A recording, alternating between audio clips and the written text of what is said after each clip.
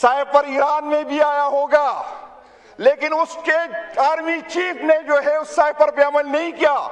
جن لوگوں نے امریکہ کے کہنے پہ ایک منتخب حکومت کو گرایا تھا۔ جنید اکبر صاحب۔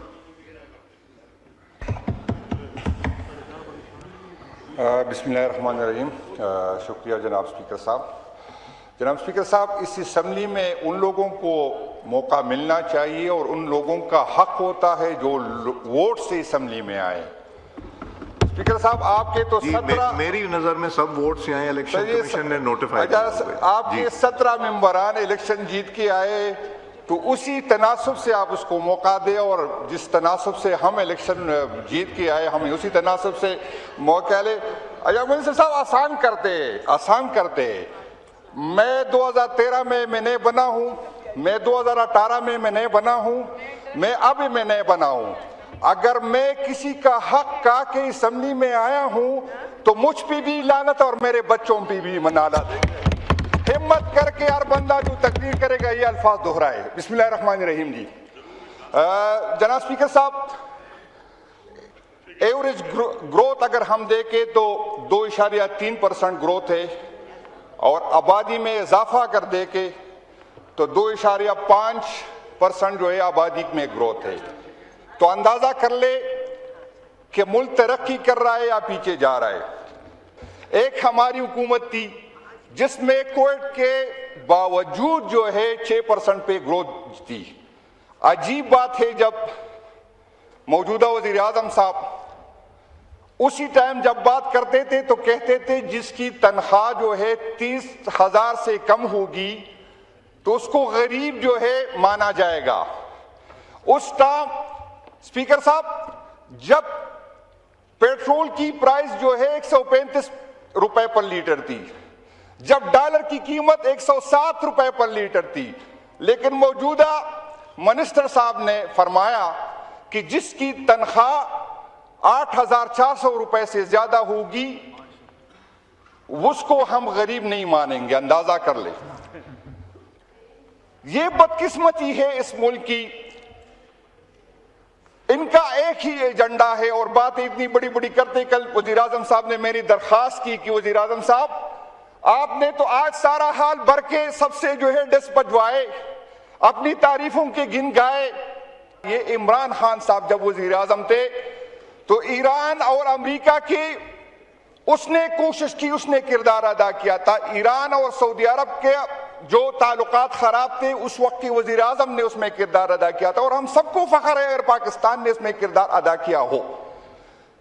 آپ ہمیں چھوڑے، اپوزیشن کو چھوڑے، عوام کو چھوڑے، جس کا تصویر آپ نے الیکشن میں اپنے ساتھ لگایا ہے بیان، اس کو تو انصاف دلا دینا۔ اس کو انصاف، وہ بیچارہ آج تک کہہ رہا ہے کہ مجھے کیوں نکالا۔ میاں صاحب یہ نہ پوچھے کہ ہمیں تجھے آپ کو کیوں نکالا، یہ پوچھے کہ مجھے کیوں لے کے آئے ہو اس ملک میں جب وزیر اعظم بنانا ہی نہیں تھا۔ اور ہمیں کل یہ کہہ رہے تھے ہمیں ایران کی قوم پہ فخر ہے، ہمیں ایران کی حکومت پہ فخر ہے کہ اس نے ایک سپر پاور کی مقابلہ کیا اور اس کو مجبور کیا کہ اس کو ایک ایگریمنٹ پہ لے کے آئے۔ اگر ہمارے اس ٹائم کی، میں آپ کو یہ بتا دوں کہ صرف سائپر پاکستان میں نہیں آیا ہوگا، سائپر ایران میں بھی آیا ہوگا، لیکن اس کے آرمی چیف نے جو ہے اس سائپر پہ عمل نہیں کیا، اس ٹائم کے اپوزیشن لیڈر نے اس سائپر پہ عمل نہیں کیا۔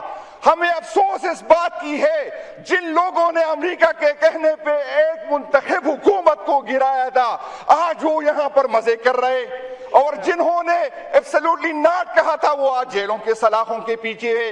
اگر ایران میں شہباز شریف جیسا اپوزیشن لیڈر ہوتا تو آپ سوچتے اس کا کیا ہوتا۔ اور ہمیں عجیب بات ہے، یہاں پر ہم نے سنا تھا کہ اگر سائفر جو ہے، اگر سائفر صحیح نکلا تو میں استعفیٰ دے دوں گا۔ تو میں اس جناب سے پوچھتا ہوں کہ اپنی بات پہ تو قائم رہے نا۔ آج تو دنیا کو پتا چلا کہ سائفر جو ہے صحیح تھی، پھر آپ اپنے بات پہ کیوں نہیں ٹکے رہتے ہیں؟ جناب اسپیکر صاحب، یہاں پر فائنانس منسٹر صاحب نے، کیونکہ اس کا عوام سے تو کوئی تعلق ہی نہیں، انہوں نے 15 ٹریلین روپے کا ٹارگٹ دیا۔ بھائی جان بتائے آپ کی ایکسپورٹ نہیں بڑھ رہی ہے، بھائی جان بتائے آپ کے ٹیکس نیٹ نہیں بڑھ رہا، آپ کی ترقی نہیں ہو رہی ہے تو 15 ٹریلین روپے آپ کہاں سے دیں گے؟ اس کا ایک حل اس نے نکالا. ابھی پچھلے دنوں میں FBR کے ایک بندے سے میری بات ہوئی, اس نے کہا MNA صاحب ہم مجبور ہیں, ہمیں کہا جاتا ہے, ہمیں ٹارگٹ دیا جاتا ہے کہ آپ یہ ٹارگٹ پورا کرے, چاہے جس طریقے سے آپ پورا کرے. اس سے کیا ہوگا؟ آج اگر کسی کے اکاؤنٹ میں پیسے پڑے اس کے اکاؤنٹ بلاک کیے جاتے ہیں. آج اگر کوئی بزنس کرتا ہے اس کی دکانیں بند کی جاتی ہے, اس سے بدلے کی شکل میں FBR والے جو ہے پیسے لے رہے. آپ کے پاس کوئی, آپ ہمیں بتائے کہ 15 ٹریلین کا ٹارگٹ آپ نے کس طرح دیا ہے. میں آپ کو آج ہی کہتا ہوں کہ منی بجٹ آئے گا. میں آج کہتا ہوں کہ یہ ٹارگٹ پورا نہیں کر سکے گا. میں آج کہتا ہوں کہ اس کی کوئی تیاری ہے نہیں ہے. جب ملک میں امن نہیں ہے, جب ملک میں انویسٹمنٹ نہیں ہے, تو یہ ٹارگٹ کہاں سے یہ جو ہے اچیو کرے گا؟ جناب اسپیکر صاحب, ملاکنڈ ڈویژن اور ایکس فاٹا جو تھا, آج بھی وہاں پر دہشت گردی ہے, آج بھی وہاں پہ امن و امان کے حالات بد سے بدتر ہے. لیکن موجودہ حکومت نے وہاں بھی ٹیکس نافذ کیا. آپ بتائیں جہاں پر امن نہیں ہے, آپ بتائیں جہاں پہ کاروبار نہیں ہے, آپ بتائیں انویسٹر پاگل ہے کہ اس حالات وہاں پر انویسٹمنٹ کرے. آپ نے تو وہاں کے لوگوں کی زندگی مزید حیران کر دی. آپ بتائیں کہ وہاں کے لوگ ٹیکس کہاں سے دیں گے؟ آلریڈی ہمارے جتنی بھی پیسے والے تھے, جتنی بھی انویسٹر تھے, وہ پنجاب چلے گئے. آپ اگر ہمیں دے نہیں سکتے, ہماری NFC کی شیئر آپ ہمیں نہیں دے سکتے. فاٹا کی کمٹمنٹ کسی حکومت کی نہیں تھی, ریاست کی ذمہ داری تھی. ریاست نے کمٹمنٹ کی تھی کہ فاٹا کی ترقی سارا پاکستان مل کے کریں گے. آپ اس میں ہمارا حصہ نہیں دیتے. آپ PDP بناتے ہیں تو KPK کو کچھ نہیں دیتے. آپ بتائیں اگر KPK میں آپ کا ووٹ نہیں ہے, اگر KPK کے لوگوں نے آپ کو مسترد کیا ہے, تو آپ کا اسی طرح اس کے ساتھ سلوک کریں گے. آپ کی تو ذمہ داری زیادہ بنتی ہے. KPK میں حالات کو دیکھو, KPK کے امن و امان کو دیکھو. KPK سارے پاکستان کے لیے جو ہے قربانی دے رہا ہے. KPK کو آپ نے اس حالت میں چھوڑ دیا. آپ نے افغانستان کا بارڈر بند کیا جس پہ ہمارے کاروبار کا جو ہے انحصار تھا. آپ غریب کے پیچھے تو پڑ جاتے ہیں, جو ایک بوری گندم کے وہاں لے کے جاتا ہے آپ اس کو تو پکڑتے ہیں, جو ایک چھوٹا سا لوٹا جو ہے گھی کا لے کے جاتا ہے اس کو پکڑتے ہیں. جناب اسپیکر صاحب, اس ملک پہ رحم کریں. اس حکومت میں اداروں کو ہم نے بے توقیر کیا, اس حکومت میں آئین کو بے توقیر کیا, اس حکومت میں ہم نے قانون کو بے توقیر کیا. آپ لوگوں میں اتنی ہمت نہیں ہے کہ جواب دے. آپ لوگ ہمارا کیا مقابلہ کر سکے؟ میرے بھائی انجینئر صاحب منسٹر تھے وہاں پر گلگت بلتستان میں, ماشاءاللہ 2 مہینے رہے, سرکاری پروٹوکولوں میں رہے, سرکاری ریسٹ ہاؤس میں لگے. لیکن اس ٹائم لیکن وہاں کے چیف الیکشن کمشنر میں اتنی ہمت نہیں تھی کہ انجینئر صاحب سے پوچھے کہ بھائی جان آپ یہاں کیا کر رہے. میں 20 گھنٹے رہا اور مجھے وہاں سے نکالا گیا, اور پھر کہتے الیکشن آپ نے جیتے. بھائی جان ہمت ہے تو آؤ, ہمت ہے تو مقابلہ کرو, ہمت ہے اکٹھے ہو کے مقابلہ کرو. یہ جو آپ کے ساتھ لمبی لمبی تقریری کریں گے, پھر محسن نقوی صاحب ہاتھ سے پکڑ کے زبردستی لے کے آئے گا, پتہ نہیں ہاتھ سے پکڑے گا یا کان سے پکڑے گا, زبردستی آپ سے ووٹ لے جائے گا. یہ ڈرامہ ختم ہونا چاہیے. آپ لوگ اکٹھے ہیں, آپ لوگ ساتھ ہیں اس ملک کو بگاڑنے میں, جمہوریت کا بیڑا غرق کرنے میں. وائنڈ اپ کریں پلیز. سر جی ابھی وائنڈ اپ کریں. آپ 14-15 منٹ پہ چلے گئے ہیں, 7 منٹ تھے آپ کے ایلوکیٹڈ. سر جی ڈبل ٹائم. سر جی ایک بات ہے, باہر بات نہیں کر سکتے, سیاسی نہیں, باہر تو آپ بہت کرتے ہیں, جلسہ ہم کر نہیں سکتے, تو یہاں پر تو بیٹھنے دینا.